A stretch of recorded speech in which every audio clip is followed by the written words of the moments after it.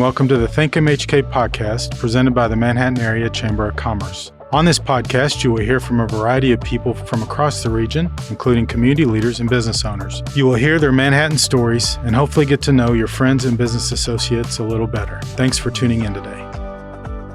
Our guest on the Think MHK podcast is Rob Wild. Rob is one of the winners of our 20 Under 40 this year, and he's appearing on the Think MHK podcast as part of our series as we're interviewing all the winners. So, Rob, welcome to the Think MHK podcast. Thank you. It's good to be here. So, Rob, why don't you start off? I mean, obviously you don't have a Kansas accent, Nope. So why don't you start off, talk a little bit about where you're from and how you ended up in Manhattan? I'm originally from a county called Essex to the east of London in England, nowhere near Australia, as many people think I am from. Is it because you tend to have an Australian twang? I think to there's some similarities in the okay. accents, but if you put an Aussie next to me, it'd be pretty obvious who's from which country.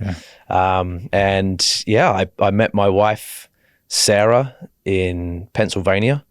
We both worked on a summer camp. She brought me to Kansas. We got married, lived in Hayes, moved to Abilene, and then the opportunity came up to move to Manhattan in 2021, and we dove headfirst into that. So I'm going to follow up on a few things because I think this you're our first person who's from England on our podcast. So we're going to dive into maybe a little bit of that. So talk about growing up in England compared to what life is like in Kansas. Very, very different. Growing up, all I wanted to do was play proper football. I'll call it soccer now. But I just wanted to be outside all the time. But I think that correlates over here where there's such a big, hunting and fishing community, just enjoying the outdoors in a very different way. Growing up, our schools were a lot larger than it was here. I think pretty much our middle school and high school would be one school.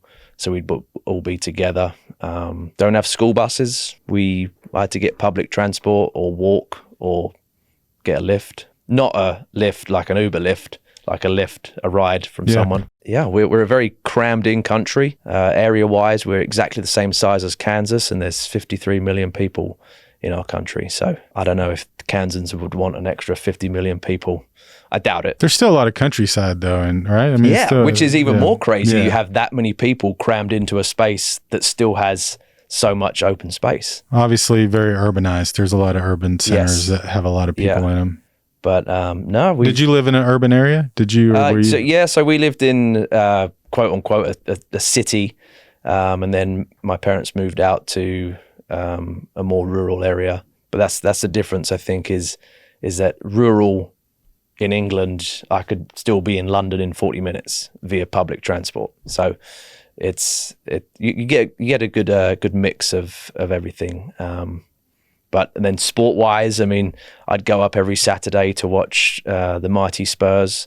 So to date, it's about 36 years of disappointment, but we've had a few wins here and there. And the Spurs are in Tottenham? That's right. Good job, Jason. All right. I know my English soccer. So that's, that really translated for me here when, to be immersed in everything K-State. And the first year I was in America was the year the Royals went to the World Series and lost, and then the next year they won it, and everyone was saying, "Rob, you don't tell me you're watching baseball." I'm like, "No, it's really exciting. They got to the finals one year, and then this year they won it." So I thought I was spoilt then, and then Patrick Mahomes arrived in Kansas City, so it was just all right, on to the next sport. But moving to Manhattan has been, our family's really dived into basketball, football, women's soccer, baseball, and just really enjoying that as well. So for those that haven't been to London, what's that like? And should we all try to find a time to go visit London? I'll tell you what, if you don't like people, I probably wouldn't recommend it. But if you do like people and history, then it's a great place to visit. There's so much culture in London, so much history. I like to tease my wife because the first time she came up to London, I took her to the Tower of London, so where the crown jewels are, where the beef eaters are, and all the history of Henry VIII and all the kings and queens. And Sarah thought that was the old town of London. So she thought London was literally in this little place that was just the Tower of London. So that's always a good memory. There's so much to do. You could all the touristy things you can do, but I like to provide a bit of not so touristy things to do for people that unless you know people there, you'd never get exposed to it. So there may be a lot of people going to London this year as part of the experience in Ireland. So you could end up with a lot of Kansans visiting the area. I mean, it's a very short flight from Dublin to London. So I hope people get to take advantage of that. That'd be cool. And are you excited about the World Cup coming? Very excited. Have you already got your tickets to go watch some games or matches? Sorry. Yep. Thank you. It depends where England will be based. So you're going to go watch England, not just go watch a match. I mean, I'd like to get into Kansas City just to be immersed in that. Mm-hmm. That'll be really fun because whatever countries are represented in the city, it will be well represented by those countries that are playing in Kansas City. So it's the best sport on earth, in my opinion. So and most watched for sure. And to have the World Cup here in Kansas City, that's huge. So let's talk about your wife is from Kansas? Yep. Okay, so where's she from?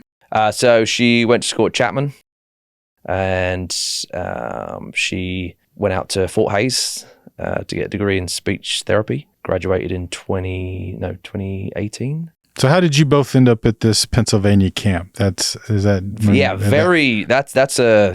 don't get asked that question very much. So I appreciate that. I had just got back from traveling around the world, got back to England. England is not renowned for the weather. And when you just followed the sun for, almost a year and you get back, it's a little bit miserable. I got itchy feet and said, all right, I'm going on my next adventure. All the summer camps in the States during the winter would go on a European tour and basically a big hiring tour. Mm-hmm. They go to all the major cities. And so they had one in London, and the camp that I became a counselor on was a camp for individuals with disabilities. I had zero experience working in that field, and I'm always open to anything. I'm always going to try something once. Unbeknown to me, about 4,500 miles away, Sarah was planning a trip with her friend that was out at Fort Hayes with her, and being speech therapists, there was the opportunity to learn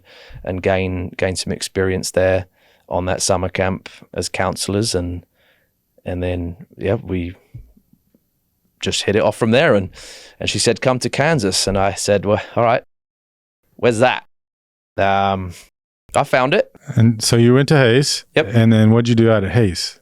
So Hayes, I worked for a nonprofit called Bethesda Place, which is actually a working tree farm, but a home for mentally handicapped men. And so I'd gone from having no experience working with individuals with disabilities to spending a summer with kids, and then going into working for a nonprofit with 6 guys that, I hadn't picked up a drill in my life. I probably picked up a screwdriver. I was not a hands-on individual, and I learned a lot from them, from the co-workers that become lifelong friends. And it was a big flip for me, from not just a cultural thing, but also a workspace. Yeah, and you didn't talk about what you do here, but you own a insurance agency. So how did you get from Bethesda in Hayes to owning your own insurance agency in Manhattan? Yeah, so Sarah is a planner. She has to have a plan. I came across with $5,000. Sarah took $3,000 of that to buy an Oldsmobile Alero. We called it the Silver Bullet. So I left with $2,000. She said, what are you going to do? I said, I don't know. I kind of came here to be with you, so we'll figure it out, I guess. At the time when she was finishing up school at Fort Hayes, she always knew she didn't want to stay in Hayes. And her dad has an American Family Insurance Agency in Abilene. And she said, why don't you see if, he's hiring or he needs some help? And luck so had it that he was at that time. I, however, didn't really have that much interest. I thought insurance sounded incredibly boring, and I didn't see myself really being in an office setting too much. And he said, Rob, I think you'd be, a pretty good fit. It's you're personable, you like talking to people, you like to network, you're not afraid to go out and meet people. And I didn't really put those two, all those, I guess, attributes meaning you could be successful in a field. And so I was with him for 5 years, from 2016 to 2021, and then the opportunity came up to take over part of a book of business over here in Manhattan. It had to be the right move too, because the places we was living was getting smaller and smaller, and so I wanted to kind of go the other direction, and so Manhattan was really attractive to us as a family as well. And so you now have American Family Insurance Agency here in Manhattan, and you've been here since, what'd you say, 21? 21. So what has it been like for you and your family here? It's been amazing. It's been having a business that is connected into our community. It's the opportunities for our kids to do different things in the community, whether it's different sports or just different amenities. Even for us as a family, going out to eat or going to watch cats play. It's been a big change from us, because the other communities we lived in, solid communities, great places, but we was always going over here to Manhattan or to Kansas City, and so to be kind of putting our feet down and our roots here has been really fun. Yeah. So you have kids, right? So who are they and how old are they? Jack is 6 and Leo is 3. So Jack is a kindergartner at Marlatt and Leo's in preschool over here at the First United Methodist Church. And Jack's loving school, Leo's loving preschool most of the time. Questions why we have to send him to school, but yeah. It's fun to see him, with their little buddies running around and goofing off and just learning some great people in our education. So what do you think makes Manhattan a special place? There's a lot of great people, and going back to what your first question about some of the differences, and this isn't a knock on my people back home in the UK, but we're very much more of a closed book. My wife, when she would come over, would go on runs and tell someone good morning and wave, and they're like, what? Wait, I don't know you. Don't be, So there are parts of the U.S. like that too. Yeah, I'm sure. It's a big country. Yeah, it's a Midwestern, kind of a Midwestern. So the people make it what it is. I mean, I think one of the greatest things about the 20 under 40 celebration was that the theme amongst all of the winners of that award was very, very similar. Everyone wanted to give back, no matter how tough your own life might be or what you might be going through at work or at home, or, nobody's life is constantly perfect. And there was still that, that desire to give back. And I think that's when you can be immersed in a community that you share those values with, it just makes it even better. What was your reaction in both of those scenarios? First, finding out you were nominated, and then ultimately that you were one of the 20.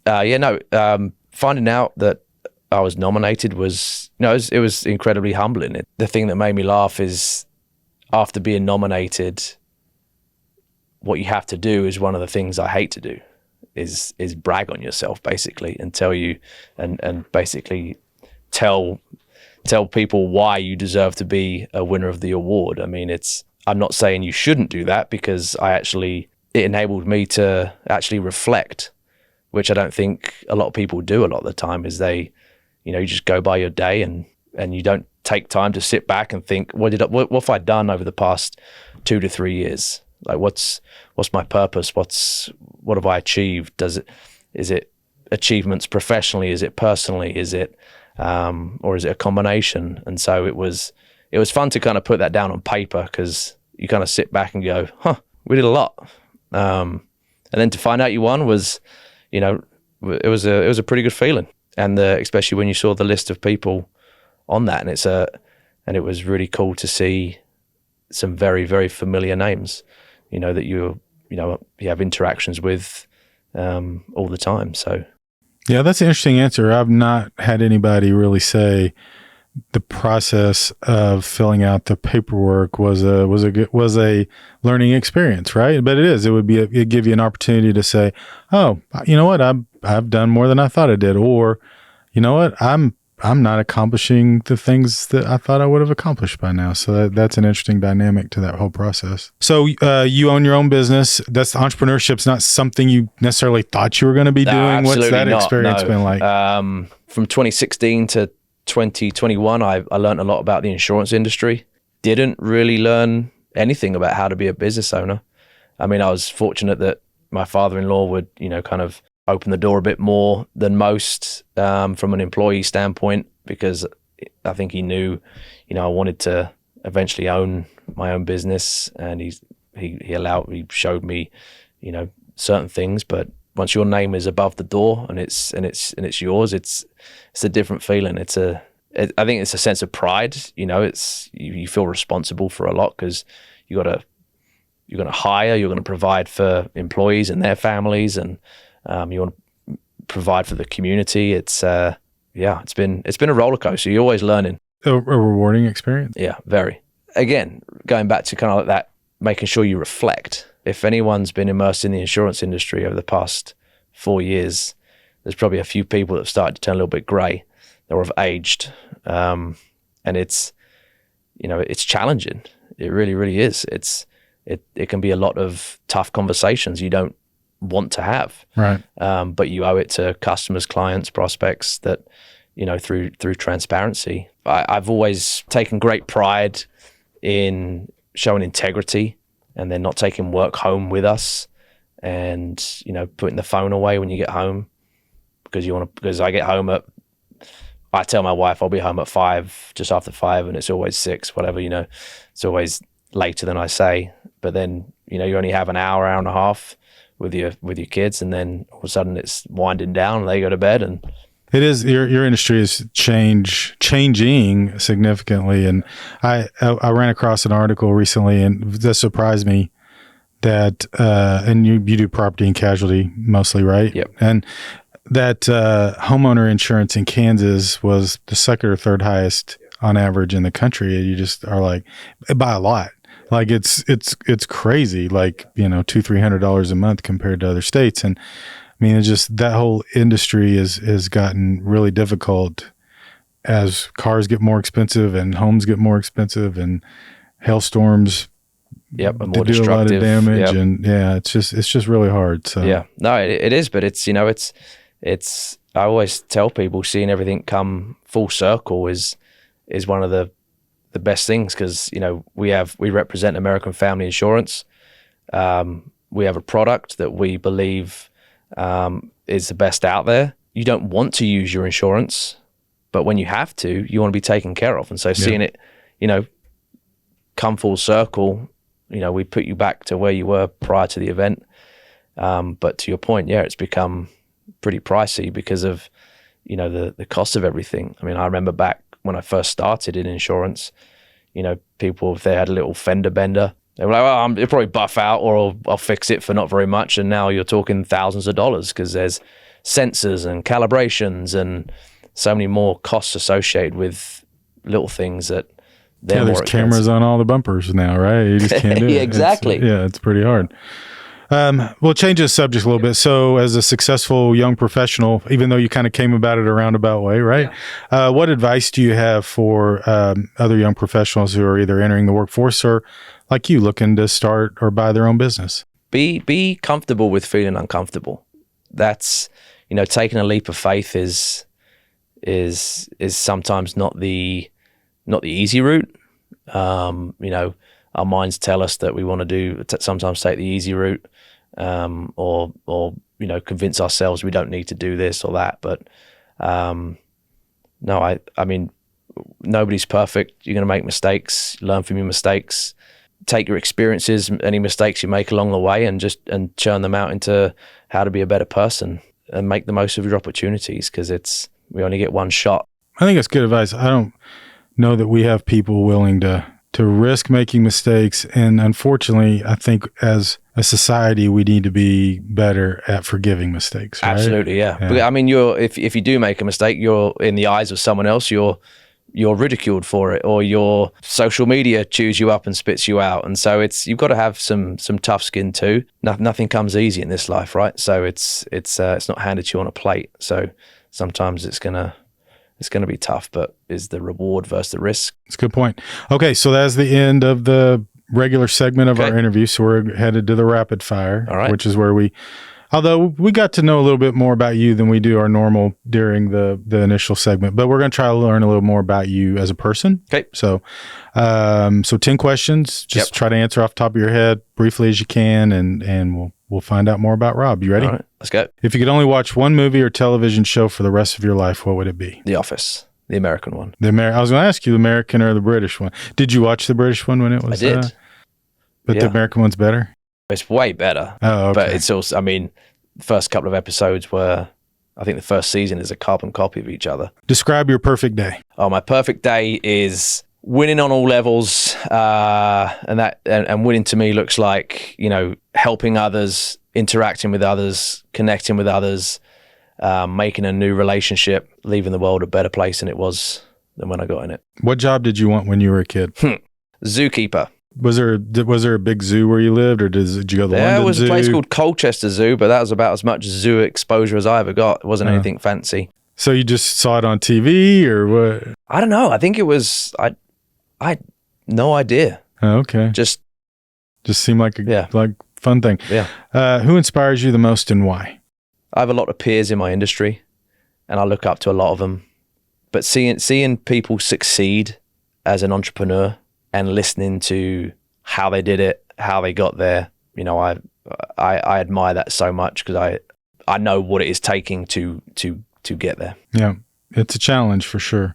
All right, so this will be an interesting question, because you said earlier that you have been around the world. So where is the coolest place you've traveled? Coolest place I've traveled, it's probably a tie between Fiji and Cambodia. What made it fun or cool? Well, probably the biggest memory was, we got to swim with elephants. Oh, wow. Okay. So that's, we rode the elephants through a jungle, and then it got to a big pool, and then the elephants cool off, and we were just sitting on these elephants in a pool. Also the fact that, so the currency out there is a Cambodian rial. Mm-hmm. And so you'd stay in a beach hut for, I think it was $3.50 a night.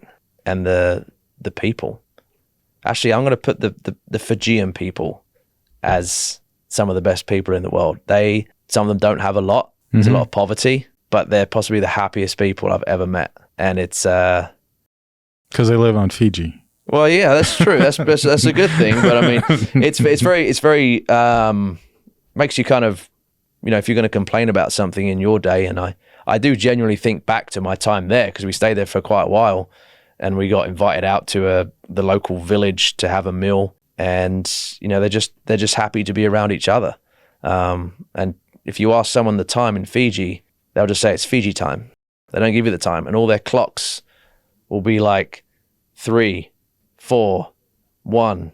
So if you didn't have a watch or anything, you wouldn't know what the time was. You'd have to look at the sun. What is one thing that instantly makes your day better? 1000% when I go home from work and then I get a hug from Jack and Leo. We hear that from a lot of people, and I can relate to that. Yeah. What did you do as a teenager that makes you cringe now? Oh. As a teenager, I had curly hair down to my shoulders. I had a very strange dress sense, and I always wanted to have my ear pierced. I don't know why. And so I used to go and get an earring and stick it in my ear and then just see what it looked like in the mirror. I don't know why I'm telling you this, because I've never told anyone else this, but I think it's kind of weird. Thankfully, I've kind of mellowed out a little bit. There are a lot of people with earrings. I don't know if that's weird, but if it makes pretending that you've got a piercing and just standing in the mirror looking at it, that's a little bit weird. Okay, well, maybe that is a little weird. What is one question you wish people would ask you less? And if it's about is it Australia? Oh, how did you know? Because we talked about it earlier. Are you from Australia? Yeah. It's no, that is. I even have British flags on my desk, and they still ask me like, "What part of Australia are you from?" Or what? The other one the other day was guy in my networking group. I'm gonna give him a shout out, Robert Murphy. We was having this Zoom call. At the end of it, he just goes, "So Rob, I've got to ask, is it Vegemite or Marmite? And I'm like, I'm sorry to break your heart, but I'm not from Australia. That's hilarious. So my stepson's ex-girlfriend was from Australia. And Yeah. I'm sure she was like me from Australia now. I'm sure she got really tired of me saying crikey and Crikey, yeah. and that's what they say to me about, and well, you say Fosters mate. I'm like, look, mate's a British thank term. you. Yeah. She said mate too, but I think Yeah. it's both. But Plus, if you want to start talking about history, I'm pretty sure we sent a bunch Yeah. of people there anyway. yeah, So and they're all former British. Do you prefer working remotely or in the office? in the office, That would make sense. yeah, remotely. It's hard to sell insurance remotely. I would It really assume. is. Yeah. It really is. I think it's a nice feature, Uh-huh. you know, to if schedules change or anything like that, you can still set up at home and do work. But I'm pretty big on office You're culture. in a people business. Yeah, it's exactly. hard. We are too, right? Yep. I mean, we really only closed the chamber when they made us close. Other than that, we felt like we had to be open. Yep. How do you deal with work stress? Ooh, work stress. That's a really good question. I'm a pretty happy-go-lucky person. I'll always, you know, in my mind, you know, like, is this something that I can control or is this out of my control? If it's something that was in my control and I know what I need to do next, then, you know, I'll make a plan. I don't really, I think probably just spending time with family, to be honest. Like I said, when you go home, leave the work at the door and you get a hug from your kids and you kind of forget about it all and get back at it tomorrow. That makes sense. Yep. All right. Well, Rob, thanks for joining us today on the Think MHK podcast. Congratulations again on your 20 under 40. Yeah, thank you.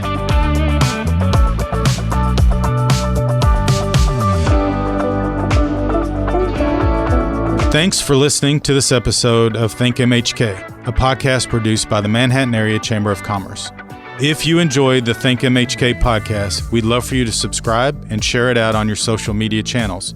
Feel free to reach out to us on Facebook, Twitter, or Instagram at the Manhattan Area Chamber of Commerce.